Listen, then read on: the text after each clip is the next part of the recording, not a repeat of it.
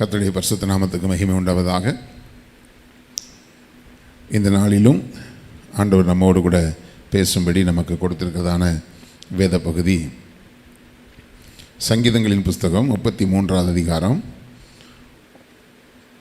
9-10 ஆகிய வசனங்களை நான் வாசிக்கிறேன்.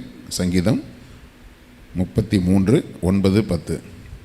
அவர் சொல்ல ஆகும், அவர் கட்டளையிட நிற்கும். கர்த்தர் ஜாதிகளின் ஆலோசனையை விருதாவாக்கி ஜனங்களுடைய நினைவுகளை அவமாக்குகிறார். இந்த வசனம் நமக்கு நன்றாய் பழகின தெரிந்த வசனம்தான். அவர் சொல்ல ஆகும், கட்டளையிட நிற்கும். கர்த்தர் ஜாதிகளின் ஆலோசனையை விருதாவாக்கி ஜனங்களுடைய நினைவுகளை அவமாக்குகிறார். முந்தின வசனத்துக்கும் பிந்தின வசனத்துக்கும் என்ன சம்பந்தம் இருக்கிறது என்று பார்த்தால், அநேக நேரங்களில் ஜாதிகளுடைய ஆலோசனையை நம்ம கேட்கும் பொழுது நமக்குள்ளே ஒரு கலக்கம் உண்டாகிறது. ஜனங்களுடைய நினைவுகளை பார்க்கும்போது நமக்குள்ளே ஒரு கலக்கம் உண்டாகிறது. எப்படின்னா, நீங்கள் இப்படி இருக்கிறீங்க, இவ்வளோதான் உங்கள் வாழ்க்கை. இது ஜனங்களுடைய வார்த்தைகள் அல்லது அவங்களுடைய ஆலோசனை என்று சொல்லும்போது, இந்த இடத்துல சொல்லும்போது அதை அவமாக்குகிறார் என்று சொன்னால் அந்த ஆலோசனை நமக்கு சாதகமானது இல்லை, அதான் அர்த்தம். ஜாதிகளுடைய ஆலோசனை நமக்கு எதிராக இருக்கிறபடினால், அப்படின்னா நம்ம கூட சேர்ந்து ஆலோசனை பண்ணுறதில்லை, நமக்கு விரோதமாக யாரு கூடயோ சேர்ந்து ஆலோசனை பண்ணுகிற காரியம். அவ்வளோதான், இவங்களுக்கு இப்படி ஆகிரும், இவங்க இப்படி ஆயிரணும், இதெல்லாம் உட்காந்து அவங்களாக ஆலோசனை செய்கிற வார்த்தைகள். அடுத்தது ஜனங்களுடைய நினைவுகள். எப்படின்னா, எப்படியாவது இவங்க இல்லாமல் போயிடணும், எப்படியாவது இவங்க அழிஞ்சு போயிடணும், நாங்கள் இவ்வளவு பண்ணியிருக்கிறோம், நிச்சயமாக இவங்க ஒன்றும் இல்லாமல் போயிடுவாங்க. அப்போது ஜனங்கள் ஜாதிகளுடைய ஆலோசனைகளும் அந்த நினைவுகளும் நமக்கு சில நேரங்களில் ஒரு பெரிய கலக்கத்தை உண்டாக்கிறது. ஐயோ, இப்படிலாம் பண்ணுறாங்களே, இப்படிலாம் பிளான் பண்ணுறாங்களே, நம்மை அழித்து போடும்படியாக, நமக்கு நஷ்டங்களை வர வைக்கும்படியாக அல்லது நம்மை துக்கப்படுத்தும்படியாக இப்படிப்பட்ட காரியங்களை செய்ய இப்படிலாம் இவங்க பண்ணுறாங்களே, இப்படிலாம் கூடி பேசுகிறாங்களே, இப்படிலாம் கூடி சதி பண்ணுறாங்களே அப்படின்னு சொல்லி அந்த ஜாதிகளுடைய ஆலோசனைகள், ஜனங்களுடைய நினைவுகளுக்கு நம்ம பயப்படுறோம். ஆனால் முந்தின வசனம் என்ன சொல்லுகிறது? அவர் சொன்னால் தான் ஆகும், அவர் கட்டளையிட்டால் தான் நிற்கும். எந்த ஆலோசனைகளும் கர்த்தருக்கு விரோதமான ஆலோசனை கிடையாது, கர்த்தருக்கு விரோதமான புத்தியும் கிடையாது. அநேக நேரங்களில் கர்த்தருடைய வார்த்தையை மீறி நாம் மனுஷங்களுடைய வார்த்தைக்கு நாம் பயப்படுகிறோம் அல்லது மனுஷருடைய வார்த்தைக்கு கீழ்ப்படுகிறோம், கர்த்தருடைய வார்த்தைக்கு கீழ்ப்படுகிறது இல்லை. நம்முடைய வாழ்க்கையில் நம்ம செய்கிற ஒரு மகா பெரிய தவறு என்னென்னா, ஐயோ இப்படி சொல்லிட்டாங்களே, இப்படி சாபம் போட்டாங்களே, இப்படி நான் உருப்படாமல் போயிடுவேன்னு என்ன சொல்லிட்டாங்களே. சில குடும்பங்களில் பார்த்திங்கன்னா, பெத்த தாய்மாரே பிள்ளைகளை சபிக்கிறது, அல்லது பெத்த தகப்பனே பிள்ளைகளை சபிக்கிறது, அல்லது பிள்ளைகள் பெற்றோரை சபிக்கிறது. இப்படிப்பட்டதான வார்த்தைகளை கேட்கும்போது அநேக நேரங்களில் அந்த வார்த்தைகள் கர்த்தருக்கு பயப்பட்டு நடக்கிற பிள்ளைகளுக்கு சில நேரத்தில் கலக்கத்தை உண்டாக்கும். ஒருவேளை இந்த வார்த்தையை கேட்டுக்கொண்டிருக்கிற கர்த்தருடைய பிள்ளைகளை, சில பேர் உங்களை பற்றி இப்படி சொல்லியிருக்கலாம், அப்படி சொல்லியிருக்கலாம், பல வார்த்தைகள் சொல்லியிருக்கலாம். நான் கேட்குறேன், கர்த்தர் சொன்னாரா? கர்த்தர் உங்களை பற்றி அப்படி சொன்னாரா? கர்த்தர் நீங்கள் அப்படி தான் போயிடுவீங்கன்னு கர்த்தர் உங்களுக்கு சொன்னாரா? அவர் சொல்ல தான் ஆகும், அவர் கட்டளையிட்டால் தான் நிற்கும். அநேக நேரங்களில் மனுஷர்கள் உங்களுக்கு விரோதமாய் செய்கிற ஆலோசனைகளையும் மனுஷர்கள் உங்களுக்கு விரோதமாய் பேசுகிற அந்த வார்த்தைக்கு கொடுக்குற முக்கியத்துவத்தை கர்த்தர் உங்களுக்கு கொடுத்ததை நீங்கள் அதுக்குரிய முக்கியத்துவத்தை கொடுத்துருக்குறீங்களா? அநேக நேரங்களில் சில பேர் சொல்லுவாங்க, உங்களுக்கு விரோதமாக அதை பண்ணி வச்சுருக்காங்க, இதை செஞ்சு வச்சுருக்குறாங்க, அப்படியே நம்ம விசுவாசிப்போம். ஆனால் கர்த்தர் என்ன சொன்னார்? அவர் சொன்ன வார்த்தை என்ன? அது யாக்கோபுக்கு விரோதமான மந்திரவாதம் இல்லை, இஸ்ரவேலுக்கு விரோதமான குறி சொல்லுதல் இல்லைன்னு சொல்லியிருக்கிறார். அப்போ அவைகளெல்லாம் நமக்கு பலிக்காது என்று கர்த்தர் சொல்லியிருக்கிறார். கர்த்தர் சொல்ல தான் ஆகும் அப்படிங்கிற விசுவாசம். வெளியே பேசும்போது எல்லாம் பேசிடுவோம், ஆனால் கர்த்தருடைய வார்த்தைக்கு நம்ம முக்கியத்துவம் கொடுக்குறோமானா இல்லை. ஜனங்கள் சொன்ன வார்த்தைக்கு தான் முக்கியத்துவம் கொடுக்குறோம். அவங்க இப்படி சொல்லிட்டாங்களே, இப்படி ஆயிருன்னு சொல்லிட்டாங்களே, உன்னை நான் இப்படி பண்ணிடுவேன், உன்னை இல்லாமல் பண்ணிடுவேன், இது ஜனங்கள் சொன்ன வார்த்தை. கர்த்தர் என்ன சொன்னார்? எப்போவுமே ஒரு வார்த்தை உங்களுக்கு விரோதமாய் வரும் பொழுது அப்போ அது வரும்போது என்ன செய்யணும்னா, நம்ம தவறு இருந்தால் அதை சீர்படுத்திக்கணும். நம்ம சைடில் தவறு இருக்குதா? சில நேரத்தில் நம்ம அடுத்தவங்களுடைய குற்றத்தையே பார்த்துட்டு இருப்போம், நம்ம சைடில் தவறு இருக்குதாங்கிறத யோசிக்க மாட்டோம். இப்படி சொல்லிட்டாங்களே நம்ம யோசிப்போம், ஆனால் அப்படி சொல்லப்படுகிறதுக்கு காரியங்கள் என்கிட்ட இருக்குதா அதை நம்ம யோசிக்கவே மாட்டோம். கர்த்தருடைய பிள்ளைகளே, அப்போது எந்த வார்த்தைக்கு முக்கியத்துவம் கொடுக்குறீங்கன்னு பாருங்கள். சங்கீதம் 41:8 சொல்லப்பட்டிருக்கிற வார்த்தையை நீங்கள் பார்த்தீங்கன்னா, சங்கீதம் 41 எடுத்துக்கொள்ளுங்கள். இன்றைக்கு அந்த பகுதியில் தான் நம்ம தியானிக்க போகிறோம். 8வது வசனத்தில் ஒரு வார்த்தை சொல்கிறாங்க, தீரா வியாதி அவனை பிடித்து கொண்டது, படுக்கையில் கிடக்கிற அவன் இனி எழுந்திருப்பதில்லை என்கிறார்கள். இது ஜனங்களுடைய வார்த்தை. இந்த ஜனங்களுடைய வார்த்தை வரும் பொழுது உடனே இந்த வார்த்தை நம்மளை அப்படியே ரொம்ப கலங்க வச்சிரும். நான் ஒரு முறை திருமணமான புதிதில் எனக்கு ஜாண்டிஸ் ரொம்ப உச்சக்கட்டத்துக்கு போயிடுச்சு. அப்போ ரொம்ப மோசமான சூழ்நிலையில் இருக்கும்போது ஒரு நெருங்கின சொந்தம் அவங்க சொன்னாங்க, இவன் நம்ம சாமியெல்லாம் விட்டுட்டு போனான், அதான் நம்ம சாமி பழி வாங்கிருச்சு, சீக்கிரம் முடிஞ்சிடுவான், அவ்வளோதான். அப்போ இந்த வார்த்தை வரும்பொழுது நமக்கு எப்படி இருக்கும்? கர்த்தருடைய கிருபையினால் அதுக்காக நான் கலங்கலை. ஏன்னா நமக்கு கர்த்தரை அறிய வேண்டிய பிரகாரமாக அறிஞ்சதுனால அந்த கலக்கம் இல்லை. ஆனால் சொன்னது யார்? நெருங்கின சொந்தம். அதாவது எப்படியும் இவன் இல்லாமல் போகணும், அதுதான் அவங்களுடைய ஒரே விருப்பம். ஆனால் கர்த்தருடைய பிள்ளைகளை, கர்த்தர் நம்மை எழுந்து நிமிர்ந்து நடக்க பண்ணுவார். அந்த இன்றைக்கி இருக்கிற ஒரு சோர்வுகளும், இன்றைக்கி இருக்கிற ஒரு கலக்கமான ஒரு சூழ்நிலைகளும், அல்லது உங்களுக்கு பாதகமாக இருக்கிற எந்த சூழ்நிலைகளையும் கர்த்தர் மாற்றி போடுவார். ஏன்னா கர்த்தருடைய வார்த்தை ஒரு நாளும் நமக்கு விரோதமாக இருக்காது. இருக்குதுன்னா கர்த்தர் நம்மை சீர்படுத்துகிறதுக்கு சில வார்த்தைகளை பேசுவார். நீங்கள் சீர்படுத்தி கொண்டால் கர்த்தர் நமக்கு இறங்குவார். நீங்கள் இதில் இந்த 41வது அதிகாரத்தில் 4வது வசனம் பாருங்கள். கர்த்தாவே என்மேல் இரக்கமாய் இரும், உமக்கு விரோதமாய் பாவம் செய்தேன், என் ஆத்துமாவை குணமாக்கும் என்று நான் சொன்னேன். இதே 41வது அதிகாரத்தில் தான் ஜாதிகள் அப்படி சொன்னாங்க, ஜனங்கள் சொன்னாங்க தீரா வியாதி பிடித்து கொண்டதுன்னு. ஆனால் தாவீது அந்த இடத்துல என்ன சொல்கிறான்? ஆண்டவரே என்மேல் இரக்கமாயிரும், என் வாழ்க்கையில் தவறு இருந்தது, உண்மைதான், அந்த தவறுகளை நான் அறிக்கை பண்ணுகிறேன், என்னுடைய குறைவுகளை நான் அறிக்கை பண்ணுகிறேன். அவன் சொல்கிறான், உமக்கு விரோதமாய் பாவம் செய்தேன், என் ஆத்துமாவை குணமாக்கும், என் சரீரத்தை குணமாக்கும்னு கேட்கல. ஏன்னா இது சரீர வியாதி இல்லை, ஆத்துமாவில் ஏற்பட்ட ஒரு வியாதி. அதை அவன் தெளிவாக அவன் ஆண்டவர்கிட்ட மறைக்காமல் அறிக்கை பண்ணி, ஆண்டவரே என் ஆத்துமா தான் சரியில்லை, உடம்பெல்லாம் நல்லா தான் இருக்குது, என் ஆத்துமா சரியில்லை அறிக்கை பண்ணும் பொழுது கர்த்தர் அந்த நபர்களை ஆண்டவர் தூக்கி எடுக்கிறார். அவர்களை ஆண்டவர் மன்னிக்கிறார், குணமாக்குகிறார், அவர்களை ஏற்றுக்கொள்கிறார், அவர்களை பயன்படுத்துகிறார். ஆனால் ஜாதிகளுடைய ஆலோசனை எப்படி இருந்தது? நமக்கு விரோதமாக இருந்தது. ஜனங்களுடைய நினைவுகள் எப்படி இருந்துச்சு? அவ்வளோதான், இவன் முடிஞ்சு போனான் அப்படின்னு இருக்கும், அல்லது இவன் முடிஞ்சு போனா அப்படின்னு சொல்லி உங்களுக்கு விரோதமாய் அப்படிப்பட்ட எண்ணங்கள் இருக்கலாம். அப்போ அப்படிப்பட்ட எண்ணங்கள் வரும் பொழுது கீழே பாருங்கள், 5வது வசனம் பாருங்கள். அவன் எப்பொழுது சாவான், அவன் பெயர் எப்போது அழியும் என்று என் சத்துருக்கள் எனக்கு விரோதமாய் சொல்லுகிறார்கள். கர்த்தருடைய பிள்ளைகளே, இன்றைக்கி உலகத்தில் இருக்கக்கூடிய அநேக நபர்களுடைய எதிர்பார்ப்பே என்னென்னா, கர்த்தருடைய பிள்ளைகள் ஒன்றும் இல்லாமல் போயிடணும், கர்த்தருடைய பிள்ளைகள் அழிஞ்சு போயிடணும், கர்த்தருடைய பிள்ளைகள் எங்கேயாவது ஒரு சிக்கலில் மாட்டிக்கிட்டு தவிக்கணும். அதை ஜனங்கள் ஜாதிகள், அதாவது ஜனங்கள் கொந்தளித்து ஜாதிகள் கொந்தளித்து ஜனங்கள் விரோத காரியத்தை சிந்திப்பானேன் என்று சொல்லி 2வது சங்கீதத்தில் இருக்கிற மாதிரி, அப்படி விரோத காரியங்களை யோசித்து நமக்கு விரோதமாய் கூட்டம் கூடி நமக்கு விரோதமாய் ஆலோசனை பண்ணி அவங்களுடைய நினைவுகள் எல்லாம் எப்போனா, இவங்க எப்போ அழிவாங்க, இவங்க எப்படி வெட்கப்பட்டு போவாங்க, ஏசுன்னு சொல்லிட்டு போகிறாங்களே, ஆண்டவர் ஆண்டவர்னு வார்த்தைக்கு வார்த்தை பேசுகிறாங்களே, எப்போ பார்த்தாலும் பைபிளை வாசிக்கிறாங்களே, ஆலயத்துக்கு ஓடுறாங்களே, ஊழியம்னு போயிட்டுருக்குறாங்களே, இப்போ இவங்களுடைய சூழ்நிலை எப்போ ஒன்றும் இல்லாமல் போய், ஏன்னா நான் ரட்சிக்கப்பட்ட ஆரம்பத்தில் சில சொந்த பந்தங்கள் கூட சொன்னாங்க, ஒன்றும் இல்லாமல் ஆண்டியாக நிற்க போகிறான், ஒன்றும் இல்லாமல் அழிஞ்சு போக போகிறான்லாம் சொல்லி சொன்னவர்களுடைய வார்த்தைகள் இருந்தது. ஆனால் தெளிவாக கர்த்தரை அறிந்தவர்களுக்கு தெரியும், கர்த்தர் சொல்ல தான் ஆகும், அவர் கட்டளையிட்டால் மட்டும்தான் நிற்கும். நிச்சயமாக கர்த்தர் எனக்கு விரோதமாய் ஒரு காரியத்தை சொல்ல மாட்டார். ஆண்டவர் எனக்கு என்மேல் கோபமாக இருக்கிறார் என்று சொன்னால் என்னை கடிந்து கொண்டு புத்தி சொல்லுகிற ஆலோசனைகளை கொடுத்து என்னை சீர்படுத்துவாரே தவிர நான் அழிந்து போகிறதுக்குரிய காரியத்தை கர்த்தர் அனுமதிக்கவே மாட்டார். இந்த விசுவாசம் தான் தேவனுடைய பிள்ளைகளுக்கு இருக்கணும். அப்போ இங்கே அவங்க சொல்கிறாங்க, அவன் எப்பொழுது சாவான், அவன் எப்போ நாசமாக போவான், அவள் வாழ்க்கை எப்போ அழிஞ்சு போகும், அதெல்லாம் ஜனங்கள் எதிர்பார்த்துட்ருப்பாங்க. ஆனால் என்னுடைய வாழ்க்கையின் அனுபவத்தை நான் சொல்கிறேன். சத்துருக்கள் நமக்கு விரோதமாக எவ்வளவுக்கு எதிராக பேசுகிறாங்களோ அவங்க எரிச்சல் அடைகிற அளவுக்கு தான் கர்த்தர் நம்மை ஆசீர்வதிக்கிறார்.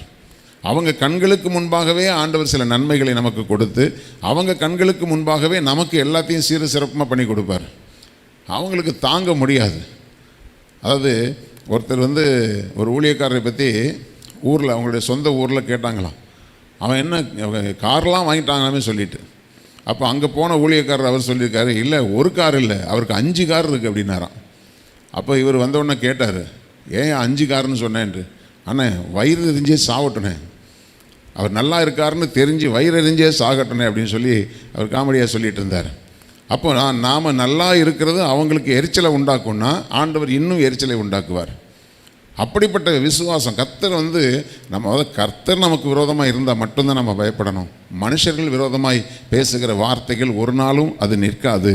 அவன் எப்பொழுது சாவான், அவன் பேர் எப்பொழுது அழியும் என்று என் சத்துருக்கள் எனக்கு விரோதமாய் சொல்லுகிறார்கள்.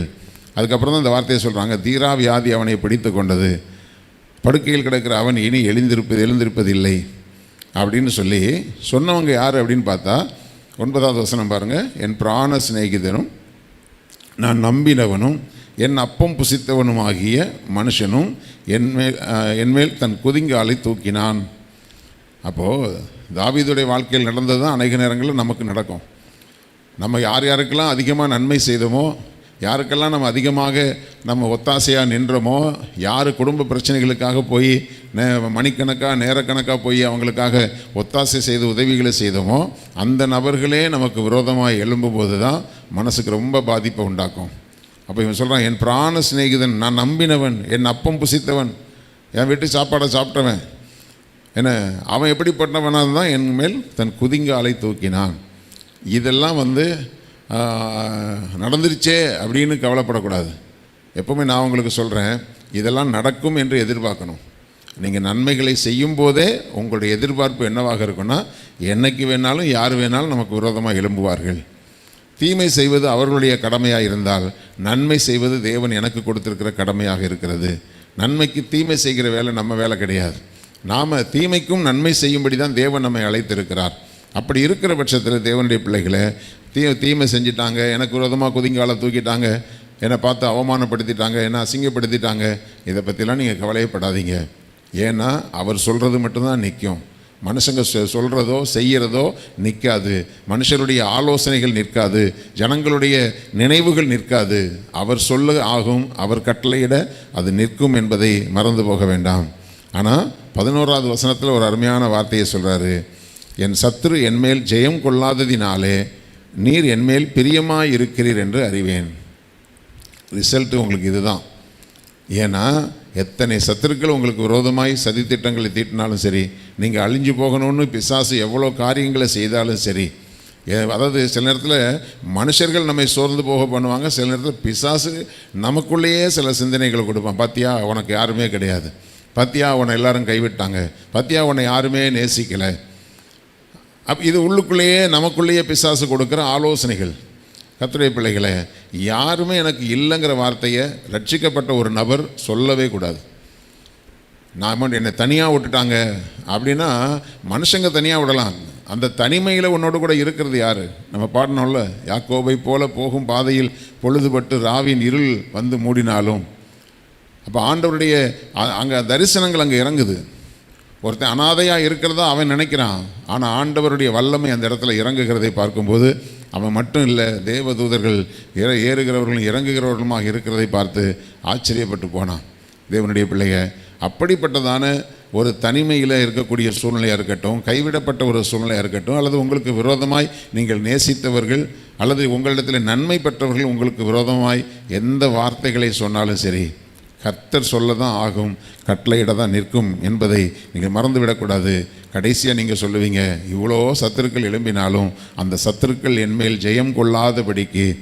நீங்கள் யோசித்து பார்த்தீங்கன்னா, உங்களை விட மெஜாரிட்டியாக இருக்கிற ஜனங்கள், உங்களை விட அதிக செல்வாக்கு உள்ள ஜனங்கள், உங்களை பார்க்கிலும் பலவான்களாக இருக்கிறவர்கள் கூட உங்களை ஜெயிக்க முடியாத அளவுக்கு கர்த்தர் ஒரு அற்புதத்தை செஞ்சுருப்பார். அது நீங்கள் யோசித்து பார்த்தா கூட அதை உங்களால் கிரகித்து பார்க்கவே முடியாது. இது எப்படி ஆச்சு? அவங்க நினச்சிருந்தாங்கன்னா ஈஸியாக நம்மளை அழிச்சு போட்டிருக்கலாமே, அல்லது நம்மளை பெரிய போராட்டத்தில் சிக்கலில் மாட்ட விட்டுருக்கலாமே நினைக்கலாம். ஆனால் அப்படிப்பட்டதான போராட்டத்துக்குள்ளே உங்களை சிக்க வைக்க நினைக்கிறவர்கள் சிக்கிக் கொள்வார்களே தவிர அவன் வெட்டின குழியில் அவனே விழுந்தான் என்று வேதம் சொல்லுகிறபடி, கர்த்தருடைய பிள்ளைகளே, உங்களுக்கு நடக்கிறது என்னன்னா, சத்துரு உங்கள் மேல் ஜெயம் கொள்ள முடியாது, சத்துரு உங்களை ஜெயிக்க முடியாது. அது அப்படி ஜெயிக்காததினாலே தாவீது கண்டுபிடிக்கிறான், சவுலை போல பெரிய படையோடு கூட துரத்துகிறான், இவன் ஒரு சிறு கூட்டமாகத்தான் ஓடி ஒளிந்து கொண்டிருக்கிறான். ஆனால் கடைசி வரைக்கும் சவுலால் தாவீதை ஜெயிக்கவே முடியல. அப்போ தான் சொல்கிறான், ஜெயிக்க முடியாததுனால தேவனே நீர் என்மேல் பிரியமாக இருக்கிறீர். இப்போது சவுலுக்கு படைபலம் இருந்தது, தாவீதுக்கு ஆண்டவருடைய அன்பு இருந்தது. உறுதியாக நான் உங்களுக்கு சொல்கிற ஒரு காரியம், ஆண்டவருடைய அன்பை நீங்கள் பெற்றுக்கொண்டால் உங்கள் மேலே ஒருத்தரும் கை வைக்க முடியாது. கர்த்தருடைய அன்பை நீங்கள் பெற்றுக்கொள்ள வேண்டும். கர்த்தர் மேல் நீங்கள் வைத்திருக்கிற அன்பு குறைந்து போகாதபடி காத்துக்கொள்ள வேண்டும். இந்த ரெண்டு விஷயத்தில் நீங்கள் கரெக்டாக இருந்தீங்கன்னாவே சத்துரு உங்கள் மேல் ஜெயம் கொள்ள முடியாது. வருவார்கள் ஆனால் வரமாட்டார்கள், ஜெயிப்பது போல் வருவார்கள் ஆனால் தோற்று போவார்கள். பல சதித்திட்டங்கள் தீட்டப்படும், அவைகளில் ஒன்றும் வாய்க்காதே போகும். இவைகளெல்லாம் தேவன் மேல் பயபக்தியாக இருக்கிறவர்களுக்கு நடக்கிற சம்பவங்கள். அப்போ தான் உங்களுக்கு தெரியும், ஆண்டவரே நான் ஒன்றுமே கிடையாது, ஆனால் என் மேலே சத்துரு ஜெயம் கொள்ளாதபடிக்கு பாதுகாத்து என்கிட்ட என் மேலே எவ்வளோ பாசமாக இருக்கீங்கப்பா, எவ்வளோ அன்பாக இருக்கிறீங்கன்னு நீங்கள் அறிக்கை பண்ணுவீங்க. அதை 41வது அதிகாரம் 1-2 வசனத்தை வாசித்து முடிக்கிறேன். சிறுமைப்பட்டவன் மேல் சிந்தை உள்ளவன் பாக்கியவான், தீங்கு நாளில் கர்த்தர் அவனை விடுவிப்பார். கர்த்தர் அவனை பாதுகாத்து அவனை உயிரோடே வைப்பார். பூமியில் அவன் பாக்கியவானாய் இருப்பான். அவன் சத்துருக்களின் இஷ்டத்துக்கு நீர் அவனை ஒப்புக்கொடீர். இதே சங்கீதத்தில் இந்த வசனங்கள்லாம் இருக்குது. சிறுமைப்பட்டவன் மேல் சிந்தை உள்ளவன் பாக்கியவான். தாவீதை பொறுத்த வரைக்கும் யார் சிறுமைப்பட்டிருக்காங்களோ அவங்க மேலே சிந்தை உள்ளவனாக இருப்பான். யாருக்கு ஆபத்தோ ஓடி போய் உதவி செய்யக்கூடியவனாக இருப்பான். தேவனுடைய பிள்ளைகளை, மற்றவர்களுடைய கஷ்டத்தை நீங்கள் உங்கள் கஷ்டமாக எடுத்து நீங்கள் உதவி செய்கிறவர்களாக இருப்பீர்களானால் உங்களுக்கு தீங்கு நாள் வரும்போது கர்த்தர் உங்களை விடுவிப்பார். நிறைய தேவ பிள்ளைகளுக்கு தெரியறதில்லை, கர்த்தர் எனக்கு கொடுத்துருக்கிற வருமானங்களும் பணமும் எனக்கு நானும் என் குடும்பமும் அனுபவிக்கிறதுக்கு மட்டும்தான் நீங்கள் நினைக்கிறீங்க. ஆனால் சிறுமைப்பட்டவர்கள் யாருன்னு பாருங்கள். பாதிக்கப்பட்டிருக்கிற விசுவாசிகள் யார், பாதிக்கப்பட்டிருக்கிற ஊழியக்காரர்கள் யார், கர்த்தருடைய பிள்ளைகள் யார் பாதிக்கப்பட்டிருக்கிறாங்க, அல்லது ஏழைகள் எங்கே பாதிக்கப்பட்டிருக்கிறாங்க. நீங்கள் கிறிஸ்தவர்களுக்கு மட்டும் நான் சொல்ல, பாதிக்கப்பட்டிருக்கிற ஏழைகள் அல்லது வியாதியாக கிடக்கிறவங்க அக்கம் பக்கத்தில் உள்ளவங்களுக்கு உங்களால் எந்த விதத்தில் உதவி செய்ய முடியும். அதுவும் இந்த நாட்களில் நீங்கள் பார்த்தீங்கன்னா நிறைய பேருக்கு ஃபீஸ் கட்டக்கூடிய சூழ்நிலைகள் இருக்காது. தேவனுடைய பிள்ளைகளை, அப்படிப்பட்டதான உங்களுக்கு அதுக்குரிய திராணி இருக்குமானால் தயவுசெய்து உங்கள் பிள்ளைகளுக்கு ஃபீஸ் கட்டுறது போல் நினச்சி மற்றவங்களுக்கு ஃபீஸ் கட்டுங்க. இந்த மாதிரி சூழ்நிலைகளில் தான் நீங்கள் ஆண்டவருடைய அன்பை காண்பிக்க முடியும். சிறுமைப்பட்டவன் மேல் சிந்தை உள்ளவன் பாக்கியவான். அப்படிப்பட்டவர்களாக நீங்கள் சிந்தை உள்ளவர்களாக இருந்தீங்கன்னு சொன்னால் உங்களுக்கு தீங்கு நாள் வரும்போது கர்த்தர் யாரை கொண்டாகிலும் விடுவிப்பார். அது மாத்திரமல்ல, கர்த்தர் அவனை பாதுகாத்து அவனை உயிரோடு வைப்பார். ஜனங்களும் ஜாதிகளும் எப்படா இவங்க அழிவாங்கன்னு எதிர்பார்த்துருக்கலாம், கர்த்தர் உங்களை உயிரோடே வைப்பார். பூமியில் நீங்கள் பாக்கியவான்களாக இருப்பீர்கள். சத்துருக்களுடைய இஷ்டத்துக்கு கர்த்தர் உங்களை ஒப்பு கொடுக்கவே மாட்டார். சத்துருக்களுக்கு 1000 ஆசை இருக்கும். இவங்க எப்படியாவது இல்லாமல் போகணும், இவங்க பேர் இல்லாமல் போகணும், இவங்க அழிஞ்சு போகணுங்கிற எண்ணங்கள் எல்லாம் இருக்கலாம். ஆனால் அவங்க இஷ்டத்துக்கு கர்த்தர் உங்களை ஒப்பு கொடுக்கவே மாட்டார். தேவனுடைய பிள்ளைகளை, அதனால் கர்த்தருடைய வார்த்தை என்ன சொல்கிறது, அவர் இந்த வார்த்தைகள் எல்லாம் சொல்லி உனக்கு நான் இப்படி தான் செய்வேன்னு ஆண்டவர் சொல்கிறார். நீங்கள் மனுஷருடைய வார்த்தைக்கு பயப்பட்டு இருக்க போகிறீங்களா, கர்த்தருடைய வார்த்தை நிமித்தமாய் நீங்கள் தைரியமாக இருக்க போகிறீர்களா? அவர் சொல்ல ஆகும் கட்டளையிட நிற்கும். சங்கீதம் 33:9 சொல்லப்பட்ட இந்த வார்த்தையை பிடித்து கொள்ளுங்க. அவர் கர்த்தர் ஜாதிகளின் ஆலோசனையை விருதாவாக்கி ஜனங்களுடைய நினைவுகளை அவர் அவமாக்கி போடுவார். அவர்களுடைய சிந்தனைகளுக்கு உங்களை ஒப்பு கொடுக்க மாட்டார். கர்த்தர் உங்களை நிலைத்திருக்க பண்ணுவார். உங்களுக்கு விரோதமான எழும்புகிற சத்துருக்களுடைய இஷ்டத்துக்கு கர்த்தர் உங்களை ஒப்பு கொடுக்க மாட்டார். இந்த வார்த்தைகளை விசுவாசிங்கள், பற்றி பிடித்து கொள்ளுங்கள். ஒரு தீங்கும் உங்களை அணுகாதபடி கர்த்தர் பாதுகாப்பார். கண்களை மூடி நாம் ஜெபிக்கலாம்.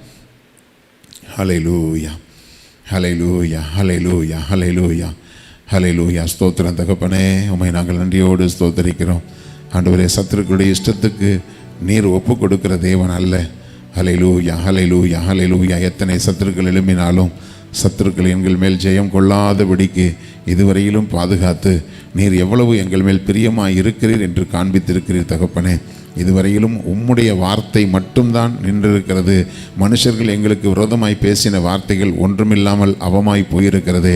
ஆண்டவரே உமக்கு ஸ்தோத்திரம். ஒருவேளை மனுஷர்கள் பேசின பேச்சு நிமித்தமாகவும், ஆண்டவரே எதிராக எழும்பியிருக்கிற சத்துருக்களின் நிமித்தமாகவும் யார் யாரெல்லாம் சோர்ந்து போயிருக்கிறார்களோ, கர்த்தாவே உம்முடைய ஆறுதலும் உம்முடைய சமாதானமும் உம்முடைய விசுவாசமும் தைரியமும் ஆண்டவரே பிள்ளைகள் மேல் இயேசுவின் நாமத்தில் இறங்கும்படி ஒப்பு கொடுத்து ஜெபிக்கிறோம். சத்துருவாகிய பிசாசு உம்முடைய பிள்ளைகளை எந்தெந்த காரியத்தில் பயமுறுத்தி கொண்டிருக்கிறானோ, என்ன ஆகுமோ எப்படி முடியுமோ என்று சொல்லி எந்தெந்த காரியத்தில் பிள்ளைகள் பயந்து கொண்டிருக்கிறார்களோ, தேவனாகிய கர்த்தர் உம்முடைய பிள்ளைகளுடைய எல்லா பயங்களையும் நீக்கி போட்டு, அல்லேலூயா, நான் கர்த்தரை தேடினேன், அவர் என்னுடைய எல்லா பயத்துக்கும் என்னை நீங்களாக்கி விட்டார் என்று சொல்லப்பட்ட வார்த்தையின்படி இந்த நாளிலே உம்முடைய பிள்ளைகளுடைய மனதில் இருக்கிற பயங்களும் கலக்கங்களும் இயேசுவின் நாமத்தினாலே நிரந்தரமாய் நீங்கி போகட்டும் தகப்பனே. இனி ஒரு காலம் அப்படிப்பட்ட அவிசுவாசமான பயங்கள் உம்முடைய பிள்ளைகளுடைய வாழ்க்கையில வராதபடிக்கு தேவனாகிய கர்த்தர் உம்முடைய பிள்ளைகளுடைய ஆவி ஆத்துமா சரீரத்தை ஆண்டவரே பலப்படுத்துங்க, தைரியப்படுத்துங்க, உற்சாகப்படுத்துங்க. மனுஷருடைய வார்த்தையினாலே உம்முடைய பிள்ளைகள் கலங்கி போகாதபடி தேவனுடைய வார்த்தையை பற்றி கொண்டிருக்க தேவன் அனுக்கிரகம் பண்ணுங்க. அல்லேலூயா. உம்முடைய பிள்ளைகள் வர வர விருத்தி அடைகிற ஆசீர்வாதங்களை தந்து பிள்ளைகளை பலப்படுத்தி வழி நடத்துங்க. இந்த நாளிலும் உடைய பிள்ளைகளுடைய போக்குவரத்துக்களை எல்லாம் தேவன் பாதுகாத்துக் கொள்ளுங்க. இந்த நாளிலும் உடைய பிள்ளைகளுடைய கையின் பிரயாசங்களை ஆசீர்வதிங்க. இந்த நாளிலும் உடைய பிள்ளைகளுடைய குடும்பத்துக்கு என்னென்ன தேவையோ, உடைய பிள்ளைகளுடைய குடும்பத்தில் இருக்கிற பிள்ளைகளுக்கு, பிள்ளைகளுடைய எதிர்காலத்துக்கு என்னென்ன தேவையோ அவைகளை எல்லாம் சந்தித்து உடைய பிள்ளைகளை ஆசீர்வதித்து உயர்த்துங்க. எல்லா துதியும் கனமும் மகிமையும் உமக்கே செலுத்துகிறோம். இயேசு கிறிஸ்துவின் இன்ப நாமத்தில் ஜெபிக்கிறோம் ஜீவனுள்ள எங்கள் நல்ல பிதாவே, ஆமென். என் ஆத்துமாவே கர்த்தரை ஸ்தோத்திரி, என் முழுமே அவருடைய பரிசுத்த நாமத்தை ஸ்தோத்திரி. என் ஆத்துமாவே கர்த்தரை ஸ்தோத்திரி, கர்த்தர் செய்த சகல உபகாரங்களையும் மறவாதே. ஆமென், ஆமென். கர்த்தர்களை ஆசீர்வதிப்பார்.